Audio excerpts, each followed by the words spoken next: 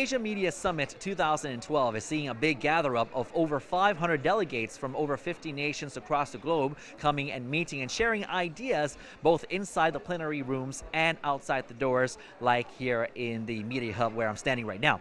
Now, in the Media Hub, one very interesting booth that I would like to share with you is the booth from Myanmar, which is right behind me. They're from the TV and radio organization of Myanmar. Now, the head of the organization, the head of their delegation who came here to Bangkok, believes that opening up Myanmar will mean little by little liberalizing the media in that nation as well. Well, as you may all aware, our country is changes a big step toward the reforming of the country, so that our media people, we also have to reform and more lively and more open and more supportive to our people. That is our main goal to changing the media reform. Right. More supportive to your people, does that mean there's less government control? Well, as nowadays everybody is expecting the freedom of media in our country. Main thing is our government also urging to go to the media freedom. So nowadays our country, led by our current government, is making the development of media law in the printed media and the broadcast media also. That is a big step changes to the freedom of media in Myanmar. Mr. Kin Muang is also optimistic that within 5 years from now, freedom of speech in the ASEAN region will become tangible. This morning's opening ceremony saw top executives of international organizations speaking their minds on the panel. Surin Pisuwan, Secretary General of ASEAN, told the audience that due to the fact that the middle class and purchasing power of Asia, especially in Southeast Asia, is rising, therefore it is significantly focused upon. However, there are people left behind in terms of economic and social opportunities. Therefore, it is the media's duty to ease this gap by offering information and education while also promoting democracy. The AMS 2012 is the 9th of its kind, and Thai PBS and the AIBD, or the Asia Pacific Institution on Broadcast Development, as the main media institutions organizing this event, are hopeful that the people attending the event will take the ideas and approaches shared to make a sustainable contribution to their society.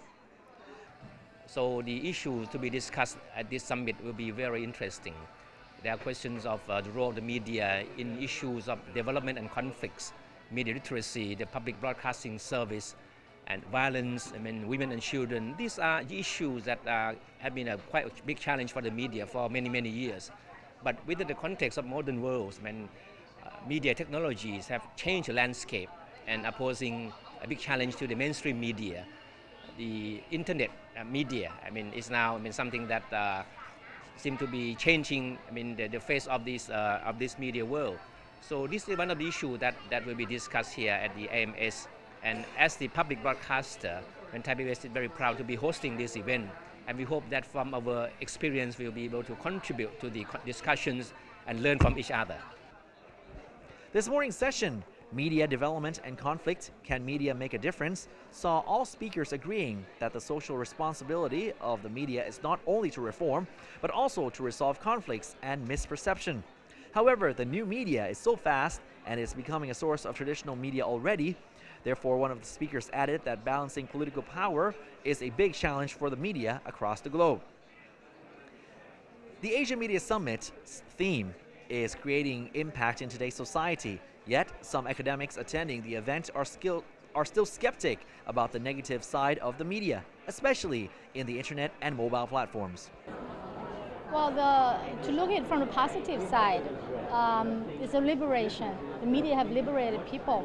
If we look at the statistics in the past, we have 524 radio stations, and they are 80% are dominated by the state, right?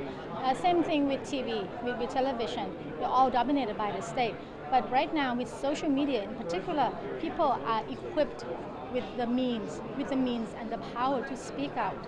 So if you look at it from a democratic point of view, people have been liberated, and the media platform has been liberalized. So that's the positive side of it. But in the meantime, there are two sides of the coin for everything. in the meantime, a lot of the communicated content through this new media are plagued with all kinds of prejudice, with all kind of hate speeches, right? And especially if you look at political media, because we see that a lot also in social media. So I don't have a ready answer on how to resolve this problem, but if you look at the experience of countries in the West who have more extensive experience with social media and so forth, media literacy of the public is probably the key to resolving any issues towards the future, because there is no way that a regulator like the NBTC, the National Broadcast and Telecom Commission, which is a newly established regulator in Thailand, to solve all the problems, because we have so many channels and we're going to have a digital switch over in a few years, and we're going to have like hundreds of channels of satellite, cable, and whatnot, floating around. So the only thing to do is to equip the public, the audience, the public audience, with the means and the power to read critically, the content that are disseminated to them. Whose job is that? Because everybody wants to control people's mind. So why would they, in this case, liberate? Yeah, especially the media. The media never they never give people literacy about themselves. Right. Yeah. So probably the educational system. If you look at the case in other countries, especially like in Japan, where there are multiplicity of channels, of media floating around.